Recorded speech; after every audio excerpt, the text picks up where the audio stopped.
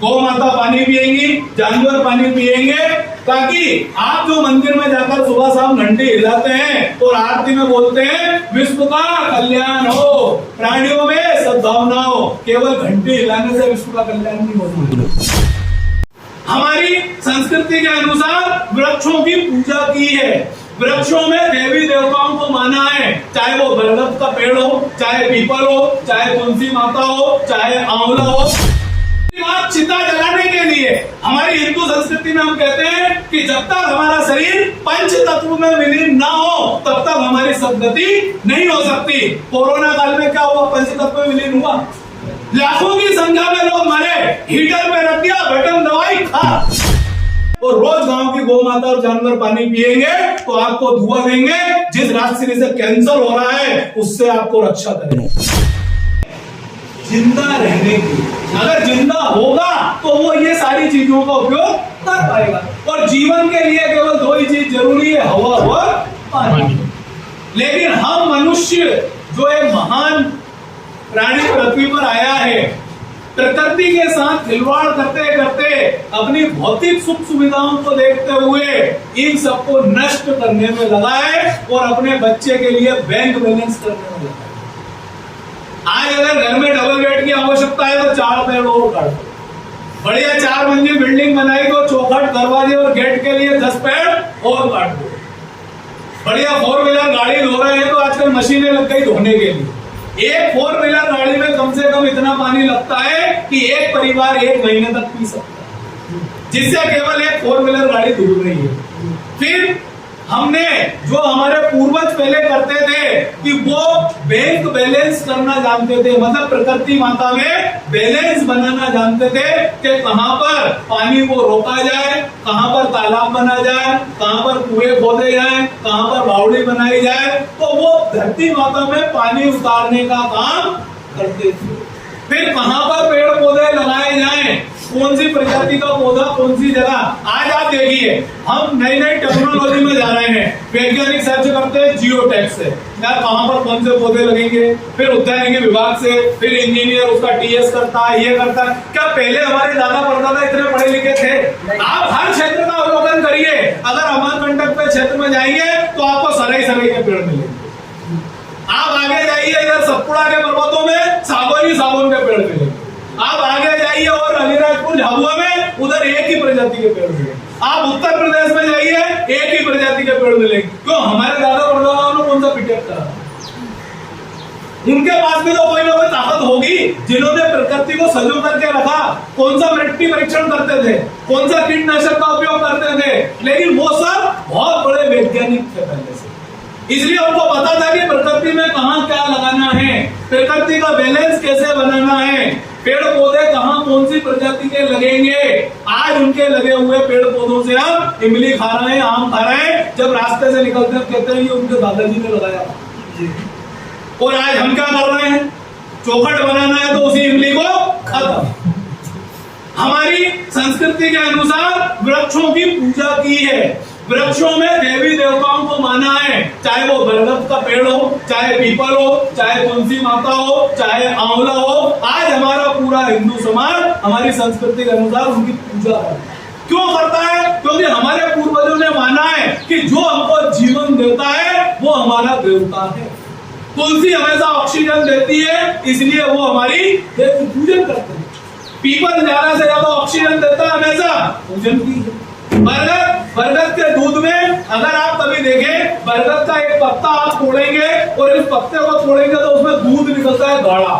जब वैज्ञानिकों ने रिसर्च किया तो 1 बूंद दूध में 1 करोड़ बैक्टीरिया होते हैं जो हमारी धरती माता को पोषक बनाते हैं, उपजाऊ बनाते हैं। लेकिन हम मनुष्य जाति ने उन सबका विनाश करना शुरू किया। अब आज उसका नतीजा निकल रहा है कि हम ट्यूबवेल खोद रहे हैं, 500 फीट बोरिंग कर रहे हैं तो भी पानी नहीं, 700 फीट बोरिंग कर रहे हैं तो भी पानी नहीं। नदी नाले फरवरी मार्च में सूख रहे हैं। हमारे यहाँ की जो झिरियां थी वो सब सूखती जा रही हैं।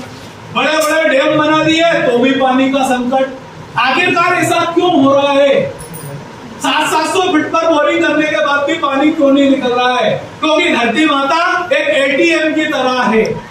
आप एटीएम मशीन में आपका एटीएम लेके जाइए, आपके बैंक खाते में है 500 रुपए और आपने गलती से मशीन में डाल दिए 1000 रुपए, तो क्या एटीएम निकालेगा? क्यों नहीं निकालेगा? क्यों नहीं निकालेगा एटीएम? बैलेंस ही नहीं है। बैलेंस 500 रुपए का डाल रहा है 1000 रुपए। आज वही धरती माता की हालत है। क्या आपने धरती माता में पानी का बैलेंस बढ़ाया? क्या धरती माता में पानी को उतारा? फिर कुएं बावड़ी हैंडपंप कितने खोदते जाइए, धरती माता में ही नहीं है तो निकलेगा कहां से? तो जो आने वाली पीढ़ी है और इसका नतीजा कहीं ना कहीं हमने 2 साल पहले कोरोना काल में देख लिया। किस तरह से लोग ऑक्सीजन के लिए तड़पते रहे, बुलबुले की तरह अस्पतालों में तड़पते रहे। फिर माननीय शिवराज जी ने नियम बना दिया कि हर हॉस्पिटल में ऑक्सीजन प्लांट लगाया जाए, लेकिन वो कहां तक सक्सेस होगा? ऑक्सीजन प्लांट कहां तक सक्सेस होगा? जो प्रकृति ने शुरू से ही हमारे घर आंगन में प्राकृतिक ऑक्सीजन प्लांट लगा के दिया, लेकिन हमने उसको खत्म कर दिया। किस तरह से कोरोना में लोग तड़पते रहे ऑक्सीजन के सिलेंडरों के लिए। फिर दूसरी बात, चिता जलाने के लिए हमारी हिंदू संस्कृति में हम कहते हैं कि जब तक हमारा शरीर पंच तत्व में विलीन ना हो तब तक हमारी सदगति नहीं हो सकती। कोरोना काल में क्या हुआ? पंच तत्व में विलीन हुआ, लाखों की संख्या में लोग मरे, हीटर पे रख दिया, बटन दवाई खा। क्या ये हमारी संस्कृति? हो गए पंचतत्व में विलीन? कहां गया? इसके जिम्मेदार कौन? क्योंकि उस समय इतनी लकड़ी नहीं है जिसको व्यक्ति को अंतिम संस्कार किया जाए, क्योंकि एक व्यक्ति के अंतिम संस्कार के लिए कम से कम 5 क्विंटल लकड़ी चाहिए और 5 क्विंटल लकड़ी के लिए कम से कम 5 पेड़ काटने पड़ेंगे। क्या आपने अपने जीवन में 5 पेड़ खड़े किए जो आपका अंतिम संस्कार आखिर में हो सके? बैंक बैलेंस तो बहुत किया, नोट पे जलाएंगे आपको? क्या नोट में पंचतत्व में विलीन हो जाएंगे?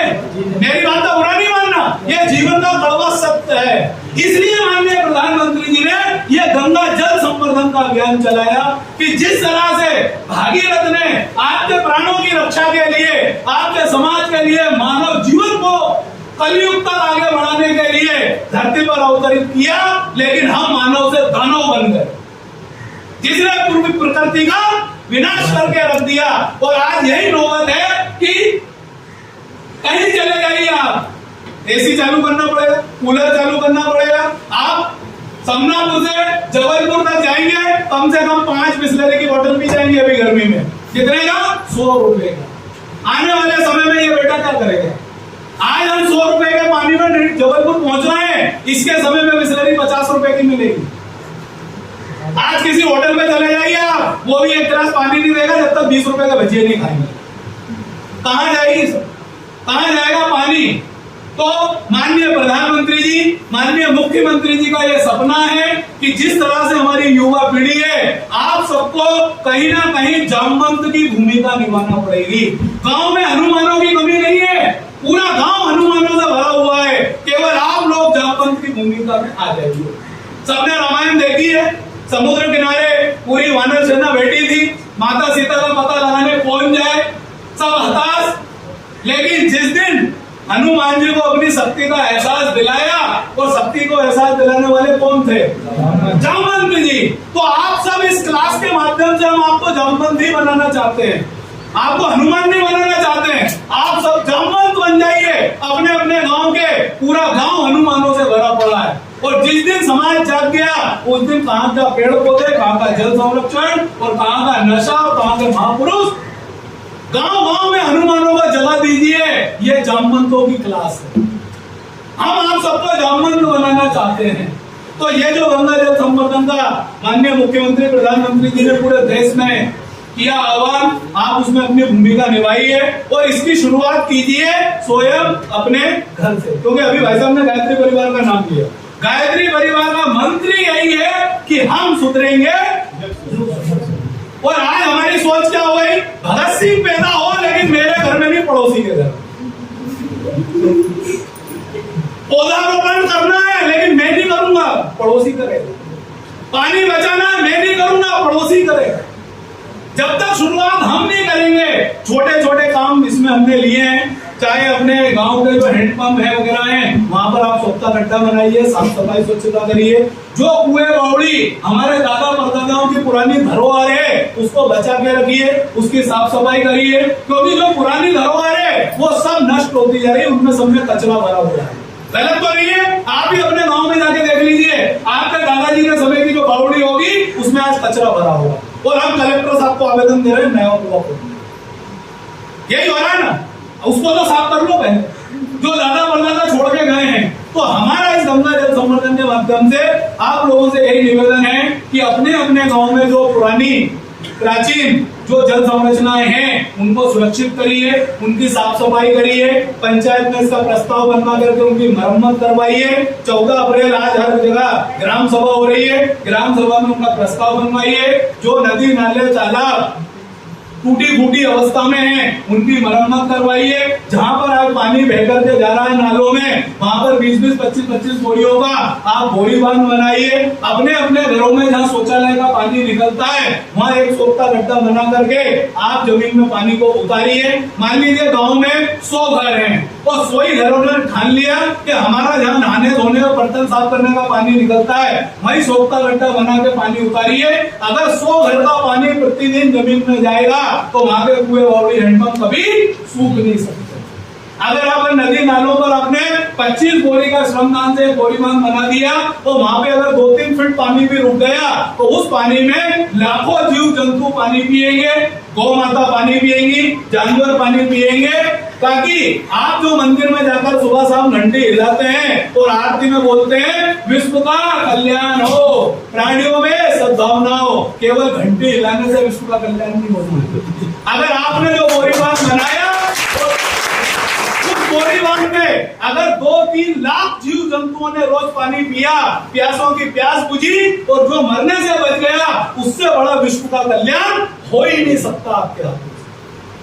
आज आप देखिए जंगलों में पशु पक्षी पड़े मिलेंगे आपको, गौ माताएं जगह जगह पड़ी मिलेंगी। क्या हम युवा साथी जो विमल राजश्री रोज खाते हैं कितना पैसा रोज बर्बाद करते हैं? केवल एक राजश्री का पैसा कितने की आती है? 40 रुपए की। अगर हम फ्रेंड ले लें कि 40 रुपए एक दिन के सब बचा, यहाँ पर कितने युवा बैठे हैं 100% नशा करते हैं।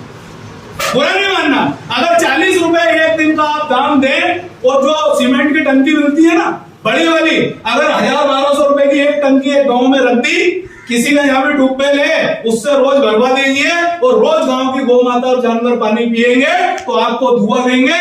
जिस राजश्री से कैंसर हो रहा है उससे आपको रक्षा करेगा, वो आशीर्वाद गांव वालों का होगा। तो आप लोगों से निवेदन है कि जो जल गंगा संवर्धन अभियान जो माननीय प्रधानमंत्री मुख्यमंत्री जी ने चालू किया, तो वैसे अपने ब्लॉक में बहुत अच्छी गतिविधि हो रही है, तो हम सब उसकी शुरुआत करें, अपने घर से करें। पुरानी जो जल संरचनाएं हैं उनको सुरक्षित रखें, जगह जगह पानी को रोकने का प्रयास करें और हम इस पृथ्वी पर इस कलयुग के भागीरथ के रूप में अपने अपने गांव में अवतरित हो जाएं और कहीं ना कहीं जामवंत की भूमिका निभाएं और गांव गांव में हनुमानों को खड़ा कर दें। तभी इस कोर्स का उद्देश्य, जन अभियान का उद्देश्य और माननीय मुख्यमंत्री प्रधानमंत्री जी का उद्देश्य साकार होगा। इसी के साथ धन्यवाद। जय हिंद, जय भारत।